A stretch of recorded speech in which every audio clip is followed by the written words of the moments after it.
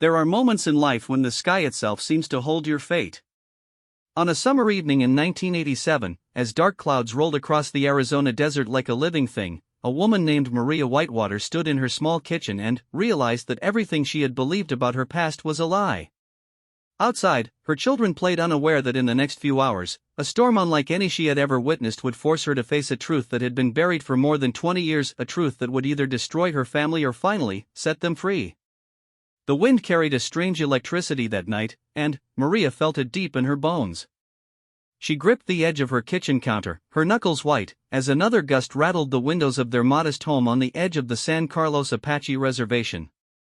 Her 3 children, David, who was 16, Sophie, who was 14, and little James, who had just turned 8, called out to each other in the living room, their young voices innocent and carefree.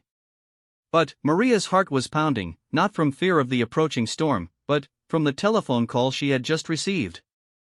That call had come from a man she had not heard from in 2 decades. A man whose name she had worked hard to forget.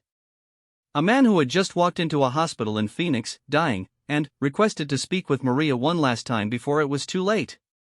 The nurse who called was kind but insistent. "He is asking for Maria Whitewater specifically," she had said. "He says it is urgent. He says it concerns the children." As the first drops of rain began to hammer against the roof, Maria knew that the storm outside was nothing compared to the tempest that was about to descend upon her carefully constructed life. She looked at the phone number the nurse had given her, then back toward the living room where her children laughed. Everything was about to change. And she had no idea whether she was strong enough to survive what was coming. Maria Whitewater had spent the last 2 decades building a life of quiet peace. It was not a life of wealth or fame, and it was not a life without its struggles, but it was hers, and she had fought every single day to protect it. At 42 years old, with silver beginning to thread through her long black hair and laugh lines around her dark eyes, she had become a woman of routine and purpose. Every morning she woke at 5 o'clock, made coffee in her small kitchen, and prepared breakfast for her children before they went to school. Every evening, she returned from her job at the community center where she worked as an art instructor, and spent time with them, cooking dinner, helping with homework, listening to their stories about their days. This was the rhythm of her life, and it was a rhythm that had healed her in ways she never thought possible. The house where she lived was a single-story adobe building on the edge of the San Carlos Apache Reservation in Arizona. It had 3 bedrooms, 1 bathroom, a small kitchen, and a living room that faced west toward the mountains. She had purchased it 12 years ago with money she had saved and borrowed from her mother.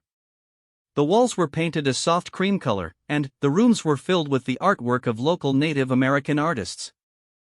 Woven blankets hung in the living room, and the kitchen was decorated with photographs of her children at various ages.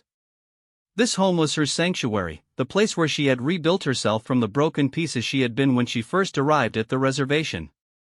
David was the oldest, and, in many ways, he was a mirror image of his mother. He had her dark eyes and her serious nature, though he also possessed a quietness that sometimes worried Maria. He was 16 years old and in his 2nd year of high school. He was intelligent, his teachers told her he was one of the brightest students in his grade, but he often seemed distant, as if his mind was occupied with thoughts he did not share with anyone else. David worked part-time at a hardware store on the weekends, and he was saving money for college. He spoke often about wanting to leave Arizona, wanting to see the world beyond the reservation. Maria understood this desire, even as it filled her with a sadness she could not quite explain. She wanted her children to have opportunities and freedom, but she also wanted them near, where she could see them and know that they were safe. Sophie was her middle child and her free spirit. At 14, she was already showing signs of the beautiful young woman she would become.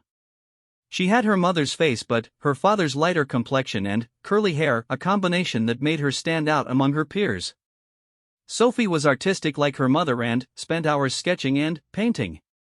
She was social and confident in ways that David was not, and she had a group of close friends that she spent time with both at school and on weekends. Unlike David, Sophie seemed content with her life on the reservation.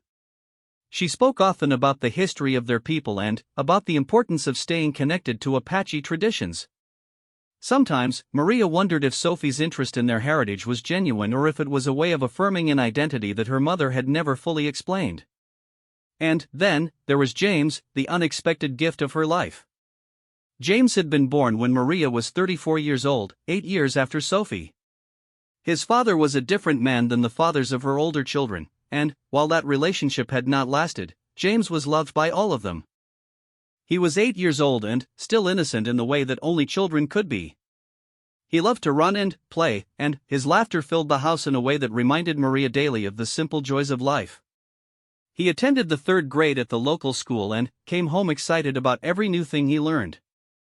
He was not always easy, what 8-year-old boy was, but he was pure of heart and full of wonder about the world.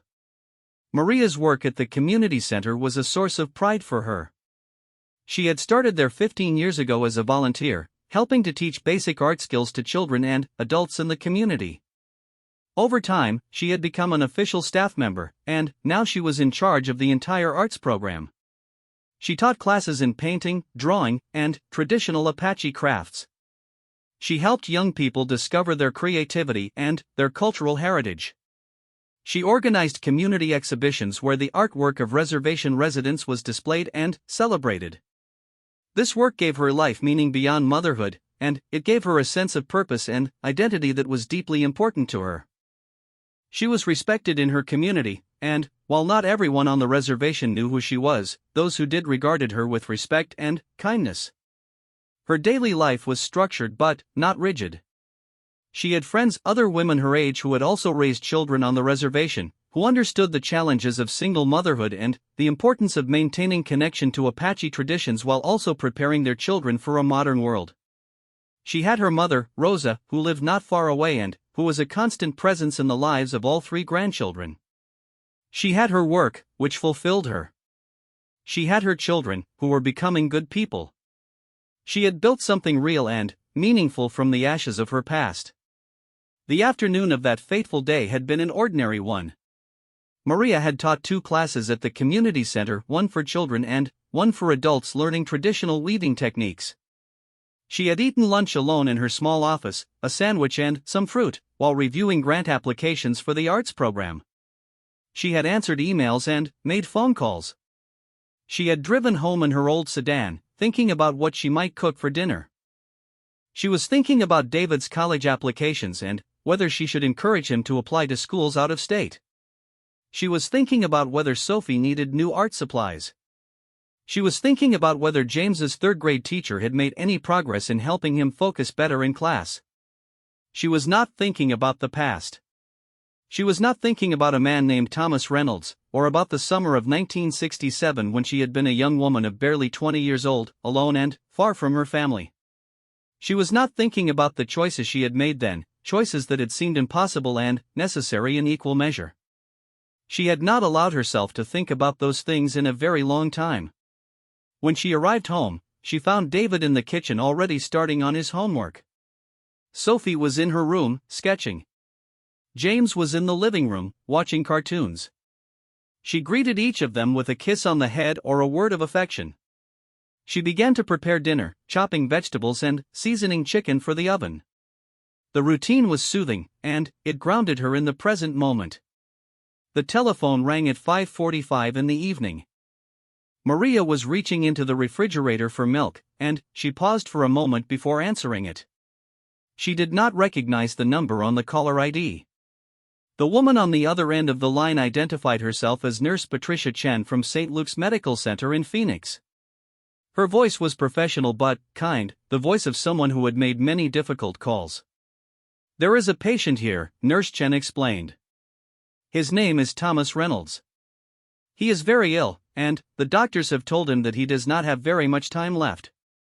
He is asking to speak with someone named Maria Whitewater. He says it is very important. He says it concerns your children." For a moment, Maria could not breathe. The phone felt heavy in her hand, as if it might drop and shatter on the tile floor of her kitchen. Across the room, David looked up from his homework, noticing that his mother had gone very pale. "What is it, Mama?" he asked, his voice filled with concern. His use of the word mama, which he had not used in years, brought her back to herself. Nothing, she whispered. Just a telemarketer. She was lying, and the word felt thick in her mouth. She told the nurse that she would call back, and she hung up the phone. The evening continued, but something fundamental had shifted. Maria went through the motions of serving dinner and eating with her children, but her mind was elsewhere. She helped James with his bath and read him a story before bed. She helped Sophie with a history essay. She reviewed David's college application essay, though she had no memory of doing any of these things later when she thought back on the evening. At 8 o'clock, after all three children were asleep, Maria sat alone in the darkness of her living room, waiting for the storm to come. She knew it was coming. She had seen the weather forecast that morning. The meteorologists were predicting severe thunderstorms with possible flash flooding in the region. She had thought about reminding the children not to go near the washes if they were playing outside, but she had forgotten. Now, as she sat in the dark, she realized that the storm outside was the least of her concerns. She thought about the telephone number that the nurse had given her. She thought about Thomas Reynolds, and she allowed his face to surface in her memory for the first time in many years. He had been handsome in the way that young men sometimes are, with a careless charm and a way of making a lonely young woman feel like she was the most interesting person in the world. He had worked on a ranch not far from the reservation, and she had met him at a summer market where she had been selling her mother's weavings.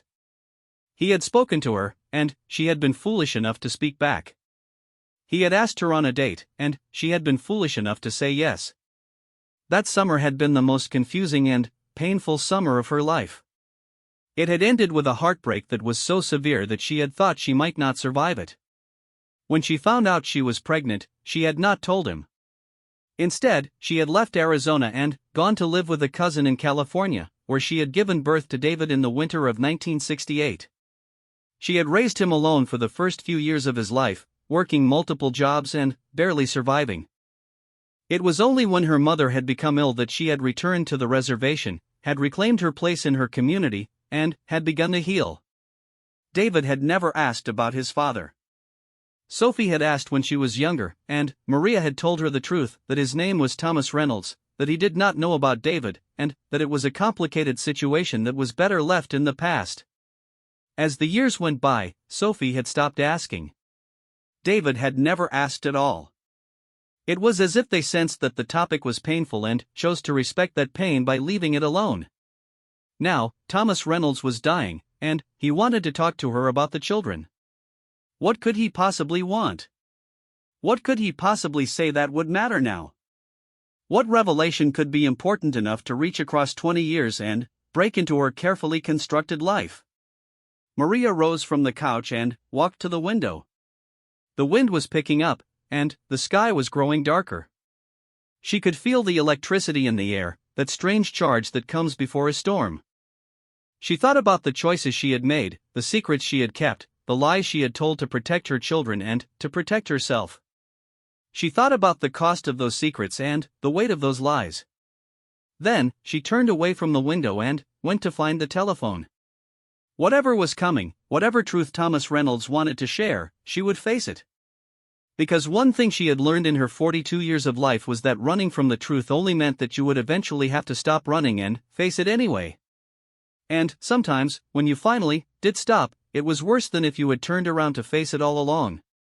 She dialed the number for St. Luke's Medical Center and asked for Nurse Patricia Chen. The nurse connected her to the room where Thomas Reynolds lay dying, and Maria took a breath and waited to hear the voice of her past. The voice that came through the telephone receiver was not the voice of the young man she remembered. It was thin and weak, labored by illness and the effort of speaking. Thomas Reynolds had been only 23 years old when she knew him, now he was 61 and dying. Maria pressed the phone closer to her ear, as if by doing so she could better understand what she was hearing. "Maria? Is that you?" His voice cracked on her name, and she could hear genuine emotion in those two words. It was the voice of a man who had been waiting for this call, who had been hoping for it, who perhaps had not believed it would come. "Yes," Maria said.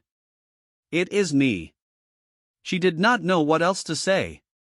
The wind outside was beginning to howl through the eaves of her house, and she could hear the first drops of rain striking the windows. The storm was arriving early. I have spent a lot of time thinking about you, he said. Especially these last few days. The doctors told me that I have maybe a week, maybe less. And all I could think about was you. About that summer. About what I did to you.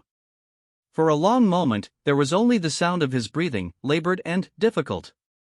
I know I don't deserve your forgiveness, but I need to tell you something. Something that I should have told you a long time ago. Maria felt her heart rate increase. She was aware that her hands were trembling, and she had to concentrate on keeping the phone steady against her ear. What is it? She asked. She did not know if she wanted to hear what he had to say. But she knew that she had to. After you left, he continued, I tried to find you. I really did, Maria. I went to your house, and your mother told me that you had gone away, that you did not want to see me anymore. She would not tell me where you were. I was angry and hurt, and I handled it badly. I left Arizona. I joined the military and went to Vietnam. And I met someone there, and I married her, and I tried to forget about you. Maria closed her eyes. She could see him in her mind, could remember the way his hands felt when he held her, could remember the promises he had made that he never kept. She could remember the day she had realized she was pregnant and the terror that had filled her at the knowledge that she would have to face this alone. But I never forgot you, he said. And I never stopped thinking about David. After all these years, I kept wondering if you had had a son. I kept wondering what he was like, what he looked like, whether he had turned out to be a good person. I kept wondering if you had told him about me. He knows your name, Maria said, her voice barely a whisper. But he does not know you. He has never asked about you. I know, Thomas said, and there was something in his voice that made her realize that somehow he had known this already. I have watched him grow up, Maria. I know that sounds crazy, and you have every right to hate me, but it is true. I came back to Arizona when I was 35 years old, and I went to the reservation. I did not try to contact you, I was too much of a coward to do that. But I found out where you lived, and sometimes I would drive by your house. I saw David grow from a young boy into a teenager. And I saw that he was a good person, a smart person, a kind person. I was proud of him, even though I had no right to be. Maria felt tears streaming down her face. She did not know whether to feel violated that he had watched them, or whether to feel grateful that he had cared enough to want to know his son. It was too much to process, too complicated to feel any single emotion. You should not have done that, she said. You should not have watched us. I know, he agreed. I was wrong. But, Maria, that is not why I called you. Well, partly why I called you, but there is something else. Something more important. When I was in Vietnam, I was with another soldier. A man named James Whitmore. We were close friends, closer than brothers. When the war ended, he came back to Arizona with me. He settled here, and he became part of my family. He knew that I had loved a woman on the Apache reservation, and I had told him your name and your story. Over the years, we stayed in touch. He married and had children. He raised a family and built a good life. Through the window, Maria watched as the wind bent the trees nearly double. The rain was coming down harder now, sheets of water that hammered against the glass. She wanted to hang up the phone. She wanted to retreat into the safety of her bedroom and pretend that this conversation was not happening. But she could not move. She was frozen, suspended in this moment with a ghost from her past. 4 years ago, James Whitmore died. He was killed in a car accident on the way home from work. He was only 58 years old. And, in his will, he left me a letter. In that letter, he told me something that he had never told me in all the years that we had known each other. He told me that he had had an affair with a woman years ago. A very brief affair. And that affair had resulted in a child. A child that he had never told me about, a child that he had never acknowledged, a child that had been raised not knowing his true father. Maria's breath caught in her throat. No, she whispered. No, Thomas, that is not possible. It is possible, he said, and his voice was steady now, as if telling this truth had given him some kind of strength. It is more than possible, Maria. It is the truth. James told me everything in that letter. He told me about his affair with your sister. Your sister Rosa. The phone nearly fell from Maria's hand. For a moment, the world seemed to tilt on its axis. She could not think, could not speak, could not process what she had just heard. Rosa. Her mother. The woman who had raised her, who had helped her through her own crisis as a young, pregnant woman. The woman who had encouraged her to keep her child and to come back to the reservation. When David was born, James was the one who drove you to the hospital, Thomas continued quietly. He was the one who helped your mother take care of you. And he was the one who fell in love with you and the baby, even though he barely knew either of you.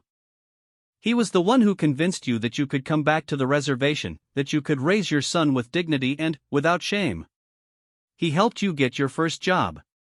He was always there for you and for David. For a long time, he was like a father to David, was he not? Maria found that she could not answer. Thomas was right. She suddenly understood, in a moment of terrible clarity, all the pieces of her life that she had never fully understood before. The way that James Whitmore had always been present in their lives. The way that he had helped her with money and advice and unconditional support. The way that David had called him Uncle James and had looked to him for guidance and approval. The way that he had always been there, steady and dependable and kind, never asking for anything in return except the permission to be part of their lives. She had thought that he was simply a good man, a community member who believed in helping others. She had not realized that his love for her was something deeper, something more complicated. She had not realized that he had been bound to them through blood and through the desire for redemption. She had not realized that David was not just an orphan seeking guidance, but was seeking guidance from his own father, without ever knowing it. You are not David's biological father, Thomas said, and his words seemed to come from very far away. I have always known that, Maria. I knew it the moment I started watching David, the moment I saw his face and his manner and his way of moving through the world. He belongs to James. He has always belonged to James. And James wanted you to know that, Maria. Before he died, he wanted you to know. That is what his letter said. It said that he needed you to know the truth, because keeping the secret was destroying him. He wanted me to tell you, when the time was right. Why are you telling me this now? Maria asked, her voice hoarse. Why not let me continue living in ignorance? Why bring this up when it can only cause pain? Because, Thomas said slowly, James's daughter is very sick. Sophie has inherited a genetic condition from her father, from James. A condition that is quite rare but that manifests in certain blood types and genetic combinations. The letter that James left me contained information about the condition, information that he wanted David to have. Information that could be life-saving for Sophie. The room seemed to spin around Maria. Sophie. Her beautiful, artistic, vibrant Sophie. The daughter who had asked about her father when she was younger, and whom Maria had told a lie to. The daughter who was not actually the daughter of some unknown man but was the granddaughter of James Whitmore, the man who had raised her as if she were his own grandchild. What condition? Maria demanded. What is wrong with Sophie? Thomas told her the name of the disease and the details of its inheritance and its progression. He told her the symptoms, some of which, he explained, might be already present in Sophie without Maria realizing what they meant. He told her that with the right medical care and the right treatment, Sophie could have a full and normal life. But, without that knowledge, without that care, the condition could become severe and life-threatening. James wanted David to know, Thomas continued. He wanted David to know that he was his biological son, and that he had loved him as such. He wanted David to know that this disease was something that he carried in his genes, and that it was something that needed to be managed. He wanted you to know, Maria, because he knew that you would know what to do with the information. He knew that you would find a way to help Sophie without destroying her sense of who she is. Maria sat down on the couch, her legs suddenly unable to support her weight. Outside, the storm was in full force now. Thunder cracked across the sky, and lightning illuminated her living room in moments of blinding white light. The rain was so heavy that she could barely see across the street. "I need to tell David," she said finally. "And I need to get Sophie to a doctor." "I need to." "Yes," Thomas interrupted gently. "But, Maria, there is one more thing. Something that I need to ask of you. Will you forgive me? For what I did to you all those years ago? For leaving you when you were pregnant? For being a coward and a fool?" Maria did not answer immediately. She thought about the young woman she had been, the terror and the loneliness she had experienced. She thought about all the years that she had carried the pain of his abandonment. But she also thought about David, and about the good life she had built, and about the ways that she had grown and healed and become strong. "I forgive you," she said finally. "I forgive you, not because what you did was right, but because holding on to my anger at you is like holding on to poison and hoping that it will hurt someone else. I forgave you a long time ago, Thomas. I just did not realize that I had." She could hear what sounded like a sob on the other end of the line. "Thank you," he whispered. "Thank you, Maria. That is all I needed to know." After they hung up the telephone, Maria sat in the darkness of her living room and listened to the storm. The wind shook the windows, and the rain pounded on the roof. But the storm outside was nothing compared to the storm that was now raging inside her mind. She thought about James Whitmore, the man who had been like a father to her, the man who had been a grandfather to her children. She thought about all the years that he had kept his secret, the burden of knowledge that he had carried. She thought about David, her oldest child, who did not know that the man he had called Uncle James was actually his biological father. She thought about Sophie, her beautiful daughter, who did not know that she carried within her body the seeds of a disease that would need to be managed and treated for the rest of her life. She thought about James, her youngest, who did not know that his name, the name that she had chosen for him, the name that connected him to the man who was his grandfather, meant more than she had ever realized. She thought about the choices that people made, and how those choices rippled forward through time, touching the lives of others in ways that could never be fully predicted or controlled. She thought about secrets and lies, and about the terrible price that people paid to keep them hidden. And she thought about truth, and about how sometimes the truth was terrifying and painful, but it was also the only thing that could set you free. The storm continued to rage through the night, but Maria rose from the couch and went to her bedroom. Tomorrow, she would have to tell her children everything. Tomorrow, she would have to face questions and anger and confusion. Tomorrow, she would have to help Sophie understand her medical condition and her genetic heritage. Tomorrow, she would have to help David understand that the father he had never known had actually been present in his life all along, had loved him, and had left him a legacy of love and genetic inheritance. But tonight, she allowed herself to grieve for the man who had protected them all without asking for anything in return. Tonight, she allowed herself to grieve for the years of secret keeping and the burden that it had placed on all of them. And tonight, as she lay in her bed listening to the storm, she prepared herself for the truth that would change everything. The storm had finally passed by morning. The sky over the reservation was washed clean and bright, with clouds moving eastward toward New Mexico. The rain had been heavy enough to cause some flooding in the low areas, and the power had gone out around midnight, but it had not caused any serious damage. The world had continued to turn despite the tempest, and the sun had risen on a new day, indifferent to the fact that everything had changed. Maria woke before dawn, as she always did, but this morning she did not get out of bed. She lay in the darkness and listened to the sound of water dripping from the eaves and the occasional bird calling out to greet the new day. She was exhausted, but she had not slept. She had spent the night staring at the ceiling, thinking about what she had to do.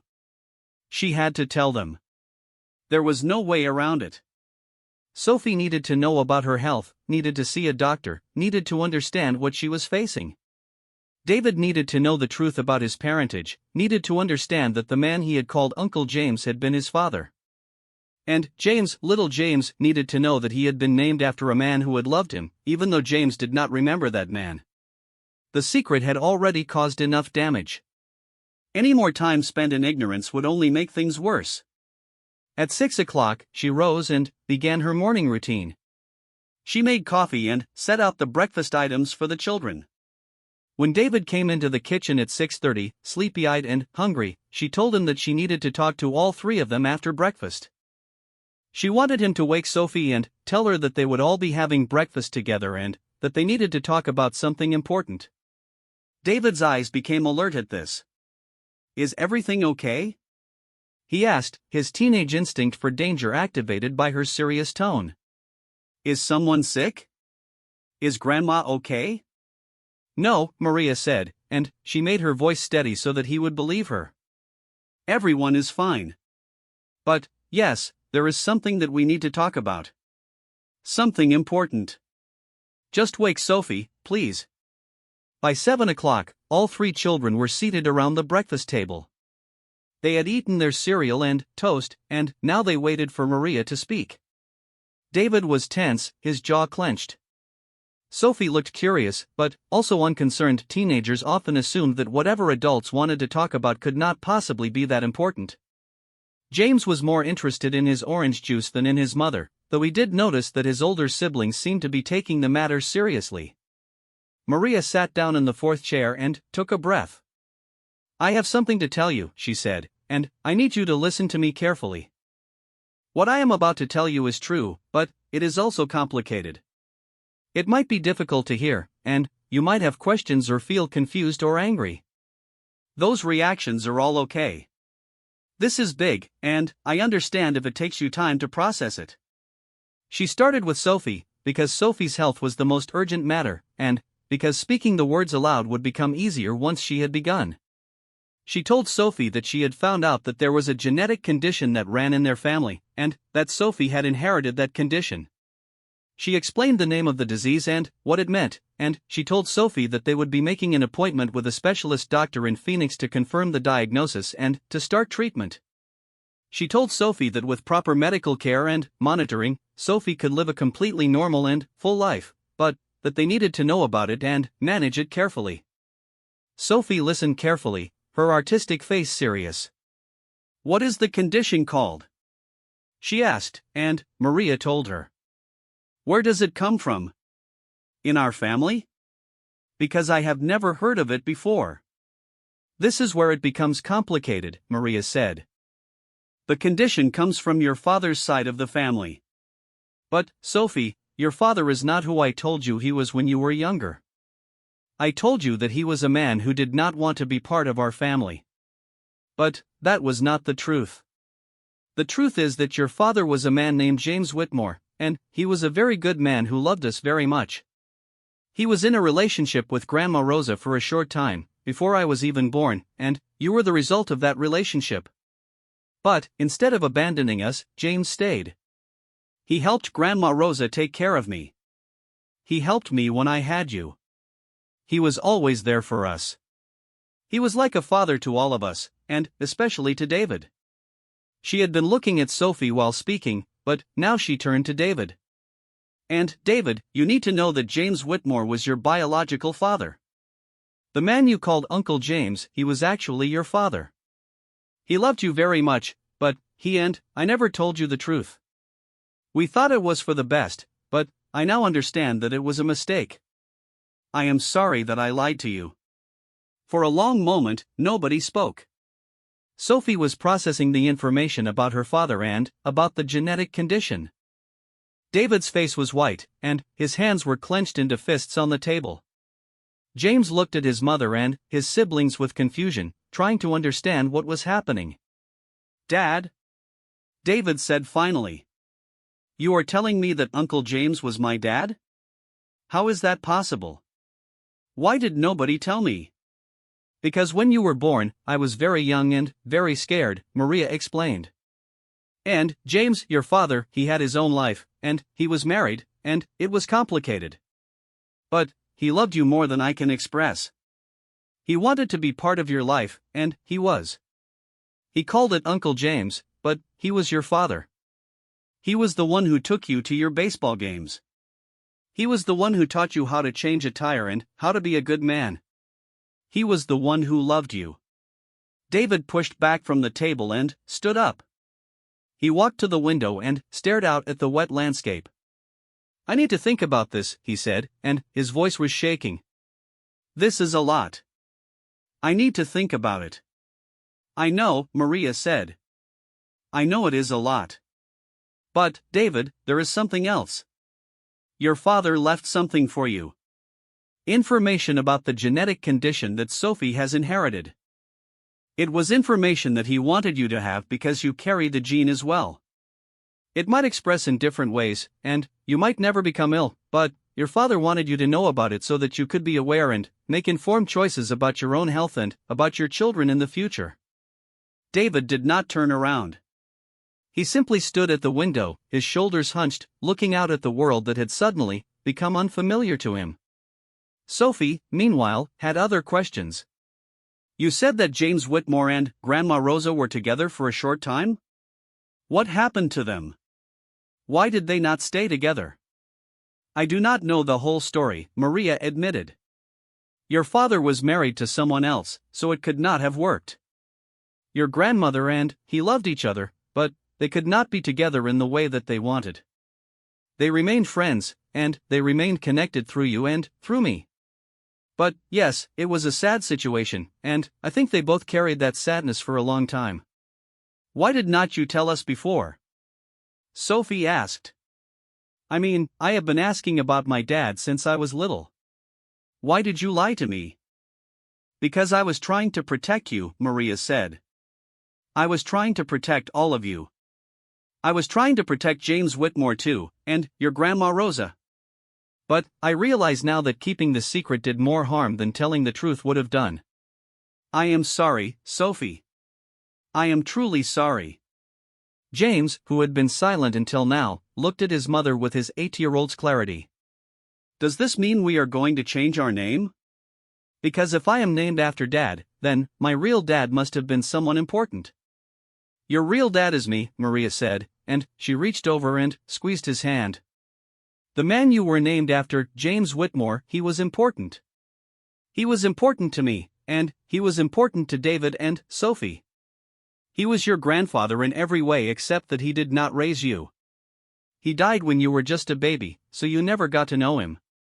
But he loved you very much, and he would be happy that you have his name." Over the following weeks, Maria's family began a slow process of healing and integration. David went through a period of anger and confusion, which was completely understandable. He asked questions about James Whitmore, and Maria answered them as honestly as she could. She retrieved some old photographs and showed them to him. She told him stories about the man who had been his father, the small kindnesses, the moments of guidance, the quiet love that had asked for no recognition or reward. Eventually, David's anger softened into sadness, and the sadness evolved into a kind of gratitude. He had not had a father in name, but he had had one in deed, and that was something that had shaped him in profound ways. Sophie went to the specialist in Phoenix and received a formal diagnosis of the genetic condition. It was early stage, and, with medication and regular monitoring, the doctor assured her that she would be fine. The disease would not prevent her from going to college, having a career, having a family of her own. But she would need to be careful, and she would need to be responsible about her health. Instead of devastating her, the diagnosis seemed to give her a sense of purpose and direction. She became interested in genetic medicine and began talking about becoming a doctor herself, so that she could help other young people who were dealing with genetic conditions. The truth about her father and her grandmother became less important than the fact that she had information and support. James, at 8 years old, did not fully understand all of the implications of what his mother had told him. But he understood that he had been named after someone important, and that gave him a kind of pride. Sometimes he would ask his mother to tell him stories about James Whitmore, and Maria would oblige. She told him about the man who had built the addition onto her house, and the man who had helped her move furniture, and the man who had always had candy in his pockets for the children. David began to do something that surprised Maria. He went through the process of being tested for the genetic condition that his father carried. The results came back negative. He had inherited the gene, but it was not expressing in his body, and, according to the genetic counselor, it was unlikely that it ever would. But the knowledge gave him some peace. He knew that the genetic legacy he had inherited was one that he would need to be aware of, but it was not one that would define his life or determine his future. And, more importantly, knowing about it meant that he could be informed about his own health and the health of his own children someday. A few months after the telephone call from Thomas Reynolds, David made a decision. He asked his mother if he could visit James Whitmore's grave. Maria took him to the cemetery on a Saturday morning, and they stood together in front of the headstone that bore the name James Whitmore, born 1930, died 1985. They did not say much. David simply stood there for a long time, and then he placed his hand on the cold stone and said, "I forgive you for not telling me. And thank you for being my father, even if you did not get to do it in the way you wanted to." Maria put her arm around his shoulders, and they stood together in silence, grieving for a man who had loved them all, and mourning for all the years that they had missed the truth. 2 years later, David was accepted to the University of Arizona, where he planned to study engineering. Sophie was beginning to think seriously about applying to medical schools, and her condition was being managed with medication and regular doctor visits. James was growing and learning and becoming more like his older siblings every day. And Maria continued her work at the community center, teaching young people to express themselves through art and helping them connect with their heritage. But something fundamental had shifted in the family. They no longer had secrets. David knew who his father was. Sophie knew about her health and her genetic inheritance. James knew that he had been named after a man who had mattered. And all of them knew that the truth, however painful it might be, was always better than the comfortable lie. They had learned that keeping secrets meant carrying the burden alone, and that sharing the truth, however difficult, meant that the burden could be borne by everyone together. The storm that had raged on the night of Thomas Reynolds's telephone call had been fierce and powerful, but it had passed. And what remained after the storm was clear sky and the possibility of growth and healing. The family had been battered by the revelation of truth, but they had not been destroyed by it. Instead, they had been strengthened by it, and they had learned that sometimes what you fear the most, the truth, was the only thing that could truly set you free. Years later, when David was old enough to understand the full complexity of the situation, he would call his mother on the anniversary of that night and thank her for finally telling him the truth. He would tell her that knowing who his father was, and knowing that his father had loved him, had been the most important gift that she could have given him. He would tell her that it had taken him time to process it all, but that he was grateful. And Maria would cry happy tears and tell him that she was sorry it had taken her so long to share that truth with him. But, in that moment, 2 years after the revelation, the family was simply moving forward. They were learning to live with the truth, and they were learning that the truth, while sometimes painful, was always honest. And honesty, they had discovered, was the foundation upon which real families were built. The story of Maria Whitewater, the Apache woman, and her children did not end with the storm or with the revelation of truth. It continued on, day after day, year after year. It continued in the choices they made and the lives they built. It continued in the love they showed each other and the way they faced the future together. And it was a story that proved, once and for all, that secrets might hide the truth for a while, but the truth, eventually, will always find a way to emerge. And when it does, if you are strong enough and brave enough to face it, the truth can be the most powerful gift of all.